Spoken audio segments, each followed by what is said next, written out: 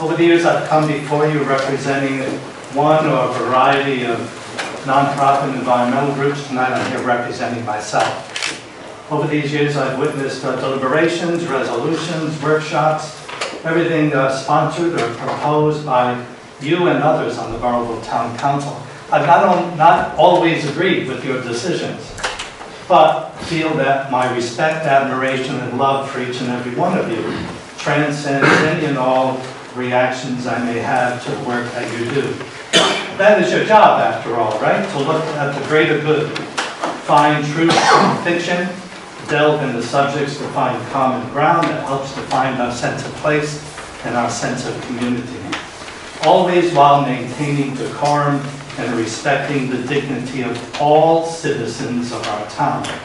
Many of you have traveled with me and others across the state opposing a frack gas power plant, looking for ways to increase tourism with our rivers, streams, and open space. We've traveled by car, educating the state on the vagaries and intricacies of electricity purchases, price auctions, water usage, truck traffic, on and on and on. And that is our goal, after all, right? What we do here is akin to creating what some religions want to create on earth, called heaven, or nirvana, Garden of Eden, the upper realm, or paradise.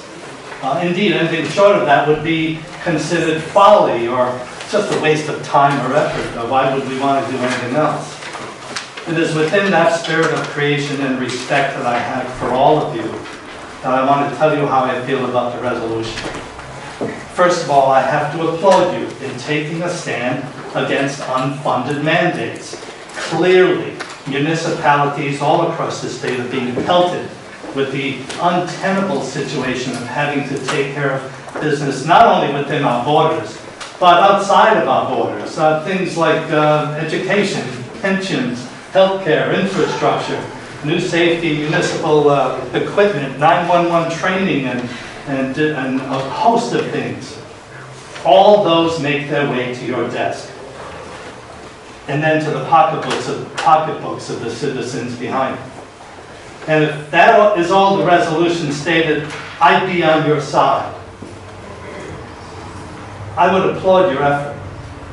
But this resolution, and even Councilman Fox's statement and your approval of an update of the resolution, makes me believe that I am not on your side.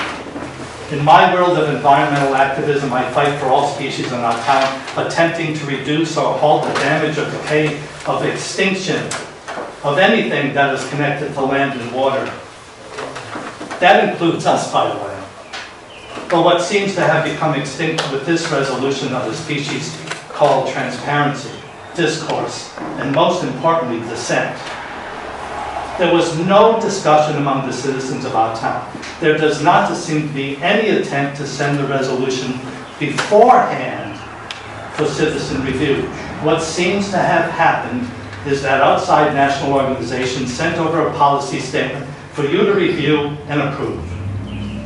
And you did that with no dissent. Not one of you.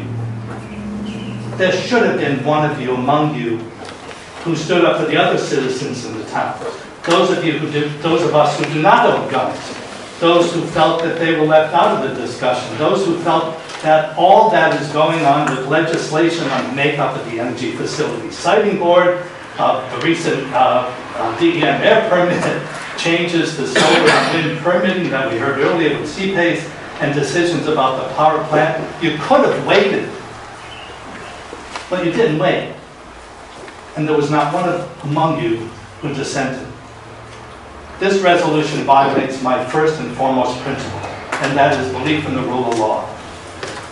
Now I know, and I get it, that this resolution you meant to consider what you felt was another breaking of the law by those who promote sanctuary cities. And you might be right. After all, the breaking of a law is the breaking of a law, no matter what law you are trying to break. If breaking the law means, in this context, distancing local police from working with federal agents, or asking the Burrillville Police Department to, as is mentioned in the resolution, exercise sound discretion, when enforcing laws impacting the rights of citizens under the Second Amendment. Either one of those is, taken as a whole, is breaking the law. But I hope you understand that there is a stark, meaningful difference between the two. The first is for people, providing sanctuary to those who are oppressed or in danger of life and limb, or feel that they need a safe haven in order to subscribe to life, liberty, and the pursuit of happiness. The other, your resolution, is for things. Now, you're not allowed to provide sanctuary to things. I looked it up. You're not even allowed to provide people with things. Think of the ramifications for those who are impacted by domestic abuse, those whose lives are threatened by acts of violence in the home or workplace, those who live with someone who has a gun. How do you think this resolution makes them feel?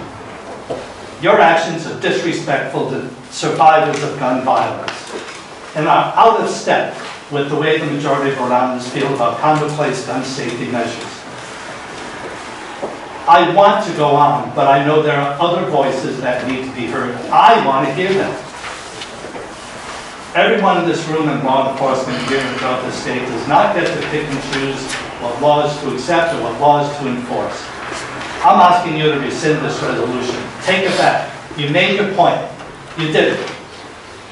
I really wish we had this discussion earlier. Thank you for your time. Thanks, Paul. Mr. President, I'd like to make a couple of comments if I might. This is Billy. Let's go through everybody. Sure. Anybody else?